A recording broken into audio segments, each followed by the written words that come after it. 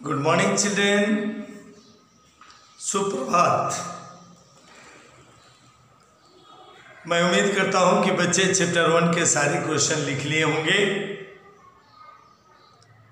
Dear children, chapter 2 को शुरू करने से पहले मैं बच्चों से ये कह देना चाहता हूं कि जो भी चैप्टर टीचर पढ़ा रहा है, मेरे बच्चों, सभी चैप्टर दोबारा अध्यापक द्वारा नहीं पढ़ाए जाएंगे। इसलिए टीचर द्वारा पढ़ाए गए सभी चैप्टर को ध्यान से पढ़ लेना, लिखाए गए क्वेश्चन आंसर को भी याद कर लेना, क्योंकि इस कोरोना काल में यह निश्चित नहीं कि स्कूल कब खुलेगा। इसलिए मेरे बच्चों, पढ़ाई पर ध्यान देना और सारे कार्यों को अपनी कॉपी में लिखते जाना, ताकि तुम्हारे लिए सभी काम आसान हो। जैसे मैंने चैप्टर 1 कंप्लीट कर दिया, आज मैं चैप्टर 2 तीन सवाल का मैं पहले सारांश दे रहा हूं, उसके बाद इस चैप्टर की व्याख्या दूंगा। पहले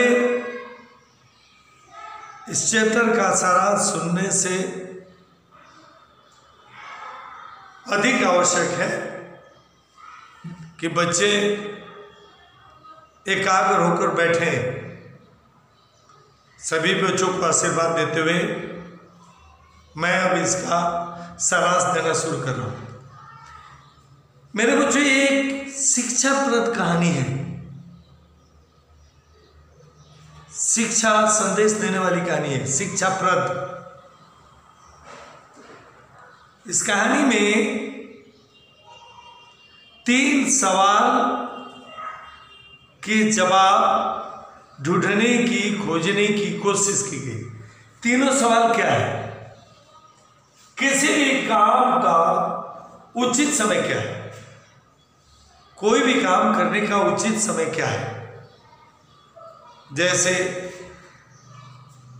किसी जमीन पर मकान बनवाना, ध्यान देना, अलग से बात बता, तो उस पर मकान बनाना शुरू करने का उचित समय क्या है? प्राय लोग क्या करते हैं कि विद्वान ब्राह्मणों के पास जाते हैं, उनसे उचित समय और मुहूर्त निकलवाते हैं, समय पर जमीन की खुदाई करवाते हैं, उसके बाद काम को शुरू कर दिया जाता है। कुछ लोग, ये तो एक पक्ष है, कुछ लोग कोई भी काम करने से पहले लोगों से राय लेते हैं, लोगों से पूछते हैं किस कार्य को करने में कितना समय लगेगा, कितने मजदूर लगेंगे, कितना खर्च आएगा, कितना समय लगेगा, अनेक बातें लोगों की सलाह लेते हैं, तब जाकर वो काम शुरू करते हैं। अब यहां काम करने का उचित समय, कोई भी काम किस महीने में शुरू किया जाए, काम शुरू होगा तो अच्छे ढंग से पूरा होगा कि नहीं, काम में कोई बाधाएं आएंगी कि नहीं, सब पर पहले लोग विचार करते हैं, तब काम शुरू करते हैं। सच पूछो तो बहुत कम लोग ऐसे होते हैं जो किसी भी काम को करने का उचित समय का पता लगा पाते हैं। दूसरा क्वेश्चन है, किसकी बात सुननी चाहिए? ये तो और पहले क्वेश्चन से भी दूसरा क्वेश्चन कठिन है। किसकी बात सुननी चाहिए? मेरे बच्चों, तुम्हारे सामने जितने लोग हैं, जैसे माता जी हैं, पिताजी हैं, तुम्हारे टीचर जैसे हम लोग हैं, है ना, बड़े भैया हैं, बड़ी दीदी हैं, मामा जी हैं, चाचा जी हैं, अनेक लोग हैं। किसी एक विषय पर सब लोग अपनी अपनी बात करते हैं। अब किसकी बात माननी चाहिए, किसकी नहीं माननी चाहिए, बहुत विकट समस्या आ जाती है। कभी मन में आएगा कि गुरु की बात माननी चाहिए, कभी मन में आया नहीं माता जी की बात माननी चाहिए, कभी मन में आएगा नहीं पिताजी की बात माननी चाहिए, कभी नहीं बड़े भैया की बात माननी चाहिए, नहीं तो वो डांटेंगे। कई बातें आती हैं, हमें किसकी बात माननी चाहिए? या पंडितों की बात माननी चाहिए, विद्वानों की बात माननी चाहिए, या ईश्वर के बारे में जो बातें लिखी गई है धार्मिक पुस्तकों में वो बात हमें माननी चाहिए? कई बातें, जिसका निर्णय करना, जिसको अपने जीवन में अपनाना बड़ा कठिन होता है। तीसरा क्वेश्चन है जो इस पाठ के माध्यम से उठाया गया है, कौन सा काम आवश्यक है? कौन सा काम आवश्यक है? ये भी एक विकट समस्या है मेरे बच्चों। कभी कभार जैसे मान लो पूजा का समय है, घर में तुम्हें पूजा पाठ करनी है, विद्यालय में परीक्षा देने आना है, बिना प्रणाम किए आओगे, मन में डर रहेगा कि ईश्वर को तो हमने याद किया ही नहीं, अल्लाह को याद किए नहीं जा रहे, या आज पेपर अच्छा नहीं होगा, माँ का आशीर्वाद नहीं लिया, वो भी काम आवश्यक है, पिताजी का पैर नहीं छुआ, वो भी काम आवश्यक है, स्कूल में आने के बाद परीक्षा में बैठने से पहले अध्यापकों का पैर नहीं छुआ, ये भी आवश्यक काम है। कौन सा काम आवश्यक है इसका भी निर्णय करना बहुत कठिन होता है। जैसे मान लो कुछ मिठाई लेकर मंदिर में जा रहे हो, रास्ते में कोई भूख से तड़पता व्यक्ति मर रहा है, तो तुम्हारे सामने दो काम हो गए, या तो मिठाई ले जाकर मंदिर में चढ़ाओगे, या वो खरीदी हुई मिठाई को किसी भूखे को खिलाकर उससे संतुष्ट करोगे। कौन काम तुम्हारे लिए ज़्यादा आवश्यक है? ईश्वर को मिठाई चढ़ाना या भूखे को खिलाकर उसका पेट भरना, उसको जीवन प्रदान करना? कई काम ऐसे होते हैं मेरे बच्चों जो सबके सब आवश्यक दिखाई देते हैं, इंपॉर्टेंट दिखाई देते हैं, समझ में नहीं आता कि कौन सा काम हमारे लिए उचित है, हमें किसको पहले करना चाहिए। इन्हीं तीनों प्रश्नों का उत्तर इस कहानी में दी गई, उत्तर दिया गया, और इस कहानी को बड़े रोचक ढंग से कहानीकार ने इसे प्रस्तुत किया है। ध्यान से, एक राजा था, न मैं एक्सप्लेनेशन दे रहा हूं, एक राजा था, बहुत ही समझदार और धुन का पक्का था। वह जो सोचता उसका हल ढूंढकर ही चल लेता, जो उसकी बात, जो प्रश्न उसके दिमाग में आता उसका उत्तर वो जरूर खोजता है ना। कोई काम जो उसे हरा दे यह उसके लिए असंभव था। वो हमेशा कौन सा ऐसा काम है, उसे कैसा करना चाहिए, कब करना चाहिए, हमेशा वो सोचता रहता था, करता रहता था। एक दिन उसके मन में तीन सवाल आए, यही तीनों सवाल। काम, किसी भी काम को करने का उचित समय क्या है, काम का उचित समय क्या है, किसकी बात सुननी चाहिए, या हमारे लिए कौन सा काम आवश्यक है। वही है, एक दिन उसके मन में तीन सवाल उठे। पहला सवाल था किसी काम को करने का सही समय कौन सा होता है, और दूसरा सवाल था किसकी बात सुननी चाहिए। तीसरा सवाल था, सबसे बड़ा तीसरा सवाल था कि सबसे जरूरी काम, आवश्यक काम कौन सा है। अब ये सोचने लगा और उस राजा का उत्तर मिल ही नहीं रहा। पहली बार ऐसा हुआ कि जो सोचा उसका उत्तर नहीं मिला उसको। अपने इन तीन सवालों का जवाब पाने के लिए राजा ने अपने राज्य में डुगडुगी पिटवाई। He made announcement. डुगडुगी पिटवाना मतलब अनाउंस कराना। क्या करवाई, जो भी व्यक्ति ये तीन सवालों का सही जवाब देगा उसे मैं बहुत बड़ा इनाम दूंगा, बहुत बड़ा इनाम दूंगा। डुगडुगी पिटते ही दूर दूर से लोग राजा के पास आने लगे, है ना। पहले सवाल के जवाब में कुछ लोगों ने कहा किसी काम को शुरू करने से पहले सोच लेना चाहिए कि काम कितने दिन या महीने में पूरा होगा, फिर काम करने के समय और तरीका नियत करना चाहिए, फिर उसी के अनुसार काम करना चाहिए। सही समय पर काम पूरा करने का यही सही तरीका। किसी ने, अधिकांश लोगों ने सुझाव दिया कि कोई भी काम शुरू करने से पहले कितना समय लगेगा, कितना खर्च आएगा, इसका हमें पहले निश्चय कर लेना चाहिए, उसके बाद काम को शुरू कर देना चाहिए। लेकिन इस उत्तर से राजा संतुष्ट नहीं था, वॉज नॉट सेटिस्फाइड, है ना। कुछ और लोगों का मानना था कि काम का समय तय करना कठिन है। कुछ लोगों का मानना था कि किसी भी काम को सही समय निश्चित करना बहुत कठिन है। यहाँ तक कि पंडित से भी समय निकलवा कर, वो मुहूर्त निकलवा कर काम शुरू करना ये भी कठिन है। बीच में बाधा आ गई तो काम शुरू होगा नहीं। जैसे अभी घर बनाना हो, बारिश होने लगी, नींव खोद दिया गया है और नींव में 1 महीने तक बारिश हो गई, काम नहीं शुरू। मेरे बच्चों, दूसरा जो सलाह मिला कि किसी भी काम को उसके करने के लिए समय निश्चित करना बड़ा कठिन है। लेकिन बेकार कामों में समय न गवाएं। जो भी आसपास हो रहा है उससे काम में लग जाए, जो भी सामने दिखाई दे रहा है काम में लग जाए। हाँ, ये उत्तर सही था। जैसे भूख लगी है, सामने खाना है, तो पहला काम क्या बैठ के लिखे? नहीं, जो सामने आ गया उसे करना शुरू कर दो, खाना शुरू कर दो। जो सामने पहला काम है उसे करो, उसके बाद दूसरा काम। राजा अकेले में हर काम शुरू करने का समय कैसे तय कर सकते? लेकिन राजा तो कोई भी काम अकेले सोच कर नहीं करता। उसके दरबार में बहुत सारे सलाह देने वाले होते हैं, सबकी सलाह मानकर उसे काम शुरू करना चाहिए। राजा के पास सलाहकार होने चाहिए, ऐसी उनकी मदद से राजा तय कर सकते हैं कि काम और कोई भी काम कब और कैसे किया जाए।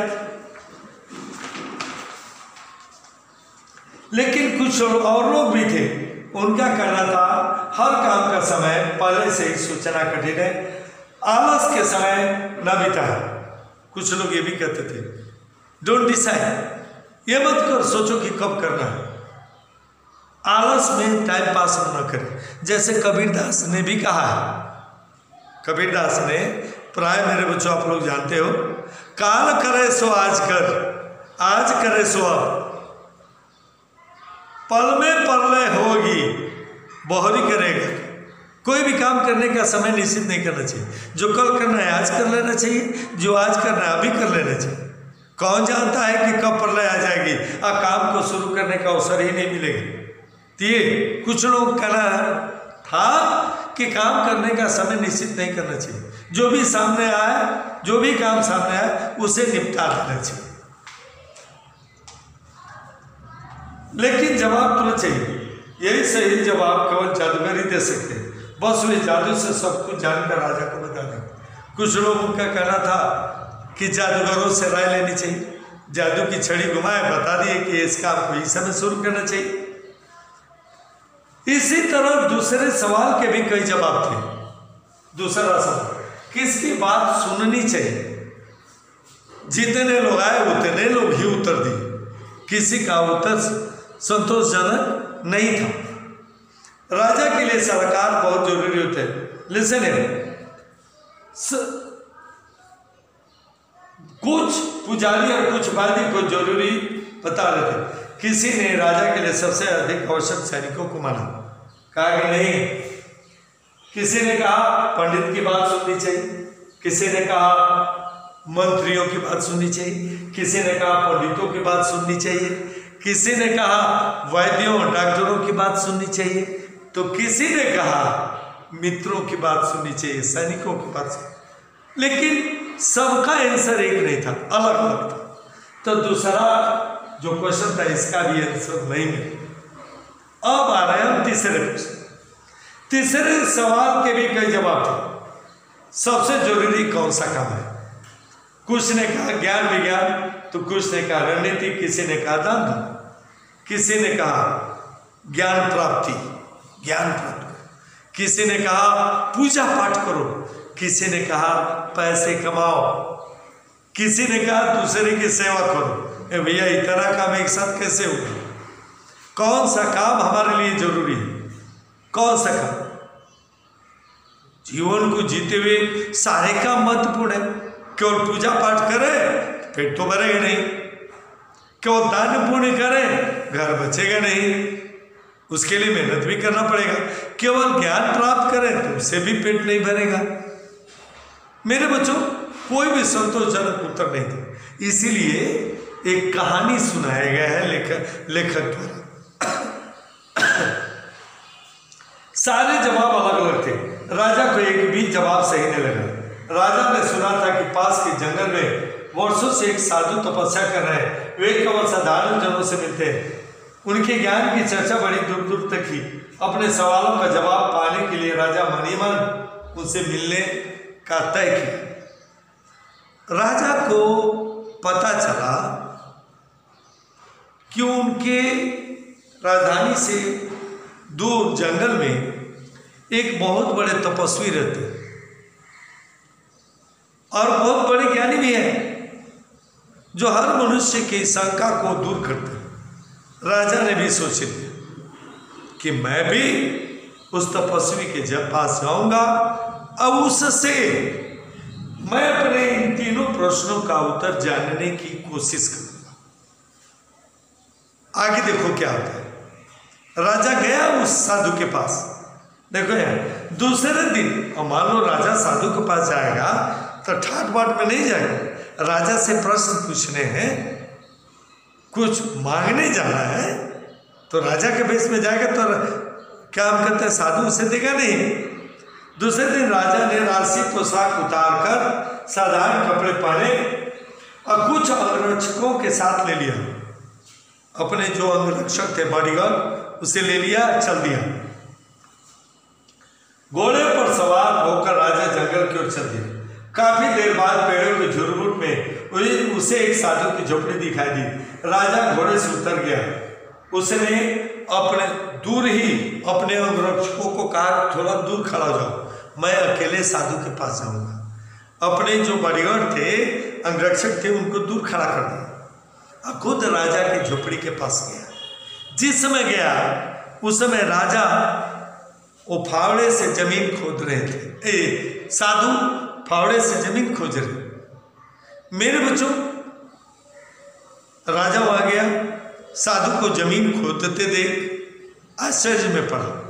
देखो, एक एक बात पर ध्यान देते चलना मेरे बच्चों, एक एक बात पर। राजा ने देखा साधु बड़ी लगन से झोपड़ी के सामने की जमीन खोद रहे थे। राजा ने भी देखा और साधु ने भी देखा। राजा ने देखा कि साधु जमीन खोद रहा और साधु ने देखा कि राजा उसके पास आया। लेकिन साधु ने जमीन खोदना बंद नहीं किया। साधु ने जमीन खोदना बंद नहीं किया। उनका दुबला पतला शरीर था। कुदाल से खोदते समय वे जोर जोर से सांस ले रहे थे। राजा को पास आता देखकर साधु रुक गए। उन्होंने राजा का अभिवादन किया, फिर अपने काम में लगे। सबसे पहले साधु ने, जो ये राजा पास है, प्रणाम राजन। राजा ने भी प्रणाम किया। साधु ने उनको आशीर्वाद दिया। राजा रुक गए। फिर से साधु जमीन खोदने में लग गए। फिर से साधु जमीन खोदना बंद नहीं किए। लिसन, राजा बोला, मैं आपके पास कुछ सवालों के जवाब पाने की आशा से आया। मेरा पहला सवाल है, किसी काम की शुरुआत करने के लिए सही समय कौन सा है? दूसरा, मुझे किन पर ज्यादा ध्यान देना चाहिए? और तीसरा, कैसे पता लगे कि सबसे अधिक जरूरी काम मेरे लिए क्या है? जरूरी काम, मुझे सबसे पहले क्या करना चाहिए? सवाल सुनकर साधु ने कोई जवाब नहीं दिया। साधु अपना काम करते रहे, कोई नहीं दिया। वे काम में जुटे रहे। राजा कुछ देर चुपचाप खड़ा दिखता रहा। राजा ने सोचा साधु महाराज लगता है कि इनको जमीन खोदना अधिक आवश्यक है। सोचा कि चलो राजा से वो फावड़ा लेकर मैं जमीन खोदना शुरू कर देता हूं, साधु को भी आराम मिल जाएगा और वो मेरे प्रश्नों का भी उत्तर दे देंगे। देखो क्या करता है राजा। कहा कि महाराज अपना फावड़ा मुझे दे दीजिए, मैं जमीन खोदना शुरू करता हूं, आप थोड़ी देर के लिए आराम करिए। साधु ने वैसा ही किया। साधु ने कहा ठीक है खोदिए। लेकिन राजा कुछ देर चुपचाप खड़ा देखता रहा। साधु कुदाल चलाते, मिट्टी हटाते और हाथ उठते। यह देख राजा का मन पसीज उठा। वो बोला महाराज आप कुदाल मुझे दे दीजिए, कुछ देर में मैं जमीन खोद दूंगा। कुदाल मुझे दीजिए, मैं जमीन खोद दूंगा। राजा के मन में ये बात थी। फिर से मैं बोल रहा हूं कि जब मैं जमीन खोदूंगा, साधु महाराज आराम करेंगे तो जरूर मुझ पर दया करके वो मेरे प्रश्नों का उत्तर दे देंगे। लेकिन देखें क्या साधु उत्तर देते हैं। साधु ने चुपचाप कुदाल उनके हाथ में थमा दी। कहा कि लीजिए, दे दी। अब राजा जमीन खोदने लगे, जमीन खोदने लगे, खोदते गए। साधु ने जवाब नहीं दिया। खुद जमीन पर एक तरफ बैठ गए। 1 घंटा हुआ, दूसरा घंटा हुआ, राजा जमीन खोदता रहा। राजा ने सोचा था कि थोड़ी देर में जमीन खुद जाएगी, साधु जवाब दे देंगे, हम चले जाएंगे। लेकिन 1 घंटा जमीन खोदे, कुछ नहीं हुआ। 2 घंटा खोदे, कुछ जवाब नहीं मिला।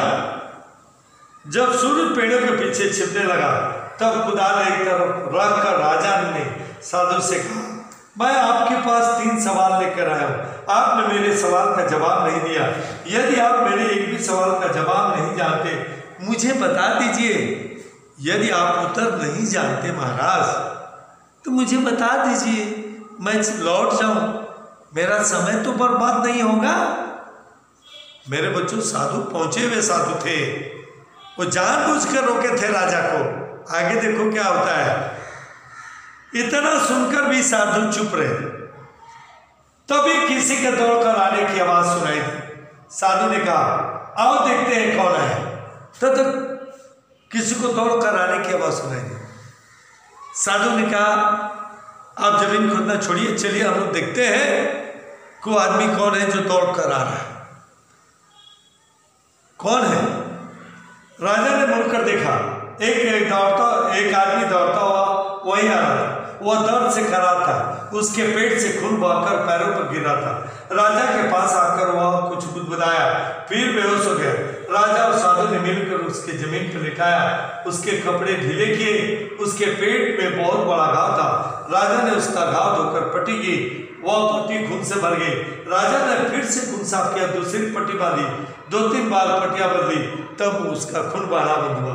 उस आदमी को होश आया तो उसने पानी मांगा। राजा ने ताजा पानी लाकर उसे पिलाया। मेरे बच्चों,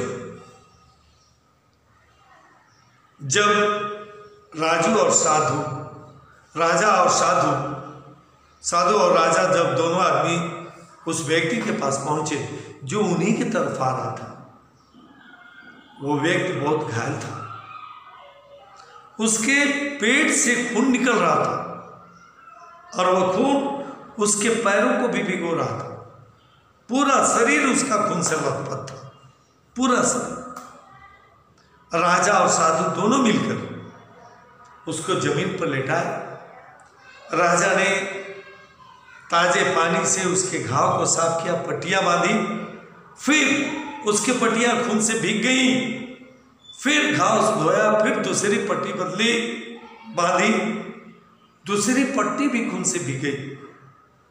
तीसरी पट्टी फिर फेंक करके तीसरी पट्टी बांधी, तब खून का बहना बंद हुआ और वो घायल व्यक्ति होश में आया।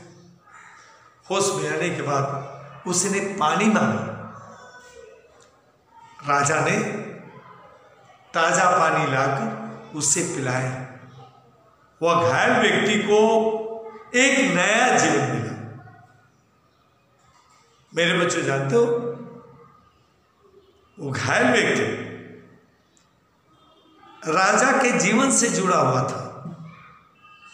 वही घायल व्यक्ति और राजा द्वारा साधु की जमीन को खोदना। मेरे बच्चों, इसी कहानी में राजा के मन के तीनों सवालों का जवाब था। तीनों सवालों का जो अपने आप उसे मिल जाएगा। ध्यान देते थे। शाम ढलाई, राजा भूल गया कि उसे लौटना है। राजा भूल गया कि साधु से 3 सवालों के जवाब लेने हैं। वो उस घायल व्यक्ति के पास बैठा रह गया। शाम ढलाई, हवा ठंडी हो चली, बाहर लेटा हुआ आदमी ठंड से कांप उठा। राजा और साधु ने मिलकर उसे झोपड़ी के भीतर सुलाया। वो आंखें बंद किए चुपचाप बिस्तर पर लेटा रहा। यह सब करते करते राजा बहुत थक गया था। देरी पर बैठते बैठते वो गहरी नींद में सो गया। राजा भी थक गया था। जमीन खोदना, उस घायल आदमी की सेवा करना, राजा थक गया और सो गया। अगले दिन सुबह उसकी आंख खुली तो उसे समझ में नहीं आया कि वो कहाँ है। सामने लेटा हुआ घायल आदमी कौन है, वो उसे एक टक दिखता रहा। धीमी कमजोर आवाज में उस आदमी ने राजा से कहा, मुझे माफ कर दीजिए महाराज। राजा पहले तो हचकचाया, फिर बोला, मैं तुम्हें तो जानता नहीं, तुम मुझे माफी क्यों मांग रहे हो? आप मुझे जानते नहीं, मैं आपको जानता हूं। मैं आपका दुश्मन हूं। आपने मेरे भाई को फांसी की सजा सुनाई थी, उसकी संपत्ति भी आपने जब्त कर ली थी। तभी मैंने बदला लेने की कसम खाई थी कि आपकी जान मैं लेकर रहूंगा। लेकिन आज आपने मेरी जान बचाई। आज आपने मेरी जान बचाई। मुझे मालूम है आप साधु के पास अकेले आए हैं। मैंने सोचा जब आप वापस लौटेंगे तब मैं आपकी हत्या कर दूंगा। लेकिन पूरा दिन बीतने पर भी आप नहीं लौटे। तब मैं आपको खोजता हुआ इस तरफ आ रहा था और आपके अंगरक्षकों ने मुझे पहचान लिया। उन्होंने मुझे मारने की कोशिश की पर मैं बच गया। अगर आपने मेरी मरहम पट्टी न की होती मैं मर ही गया था। आपने मेरी जान बचाई। अगर मैं जीवित बचा और आपने चाहा तो जीवन भर आपकी सेवा करूंगा। आप मुझे क्षमा कर दीजिए। मेरे बच्चों, वही व्यक्ति जिसकी सेवा राजा ने की थी, जिसके घाव को साफ कर उस व्यक्ति को नया जीवन दिया था, वो व्यक्ति राजा का दुश्मन था। जब वो ठीक हुआ दूसरे दिन सुबह, राजा घर नहीं लौटा, दूसरे दिन सुबह वही व्यक्ति राजा के चरणों में गिर पड़ा, माफी मांगने लगा, मुझे क्षमा कर दीजिए। राजा ने पूछा क्यों? कहा कि महाराज आप पहचानते नहीं है, मैं पहचानता हूं। मैं आपका दुश्मन हूं। मैं आपको मारने के लिए आया था। जब मैं सुना कि आप साधु से मिलने आए हैं तो आपको मारने का मैं निश्चय कर लिया था। उन्होंने पूछा क्यों दुश्मन हो तुम मेरे? उसने बताया कि आपने मेरे छोटे भाई को फांसी की सजा दी थी, उसकी संपत्ति भी आपने जब्त कर ली थी, इसलिए आपको मारने का निश्चय किया था। मैं सुबह से शाम तक आपका इंतजार किया। शाम होने लगी, जब आप लौटे नहीं तो आपको मारने के लिए आपकी कुटिया तक आया। रास्ते में आपके जो बॉडीगार्ड थे, अंगरक्षक थे, उन्होंने मुझे देख लिया और मुझे जान से मारने की कोशिश की, किंतु मैं बचकर आपके पास आया और आपने मुझे नया जीवन दिया। आप मुझे क्षमा करें। यदि मेरा जीवन बच गया तो मैं जीवन भर आपकी सेवा करूंगा। यही मेरा प्रण है। देखो मेरे बच्चे, सबसे आवश्यक काम वो जमीन खोदना था और सबसे लिसन है, किसकी बात सुननी चाहिए? साधु की बात। नहीं सुना होता राजा लौटता, राजा मारा जाता कि नहीं मारा जाता? ध्यान देना आगे भी। सारी बात सुनकर राजा बहुत खुश हुआ। उसने सपने में भी नहीं सोचा था कि शत्रु इतनी आसानी से मित्र बन सकता है। राजा ने उसे माफ कर दिया, उसे विश्वास दिलाया कि लौटकर उसकी देखभाल का पूरा इंतजाम करेंगे। राजा झोपड़ी से बाहर आया, साधु के पास जाकर बोला, मैं अंतिम बार आपसे सवालों का हल मांग रहा हूं। बाबा, मुझे अंतिम बार, अब मैं जा रहा हूं, मुझे इस प्रश्नों का उत्तर दे दीजिए, 3 प्रश्नों का, है ना।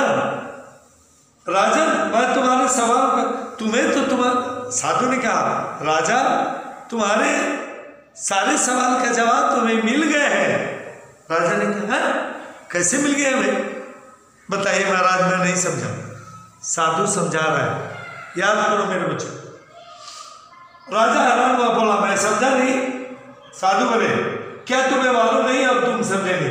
अगर कल तुम्हारे मन में मेरे लिए दया ना होती और तुम चले गए होते तो तुम्हें ये क्यारियां तैयार नहीं की होती। राह में आदमी तुम पर हमला करता, मेरे पास न रुकने के लिए तुम पछताते। तुम मेरे यहाँ रुक गए, वो तुम्हारे लिए उचित समय था मेरे यहाँ रुकना, है ना। यदि चले गए होते तो मारे जाते, बाद में पछताते कि मैं साधु के पास क्यों नहीं रुका, है ना। जब वो आदमी दौड़कर हमारे पास आया और हमने उसकी मरम पट्टी की, वही सबसे सही समय था, काम करने का सही समय। अगर तुम उसकी मरम पट्टी न करते मर गया था। इसीलिए उस समय वही सबसे महत्वपूर्ण आदमी था और वही तुम्हारे लिए महत्वपूर्ण काम था। तुमने उसके लिए जो कुछ किया उस समय वही तुम्हारे लिए सबसे जरूरी काम था। यदि उसे घायल छोड़कर लौट जाते और मर जाता तो तुम्हारा कभी मित्र नहीं बनता, या जीवित भी रहता तो मित्र नहीं बनता। वो तुम्हारे लिए सबसे आवश्यक काम था।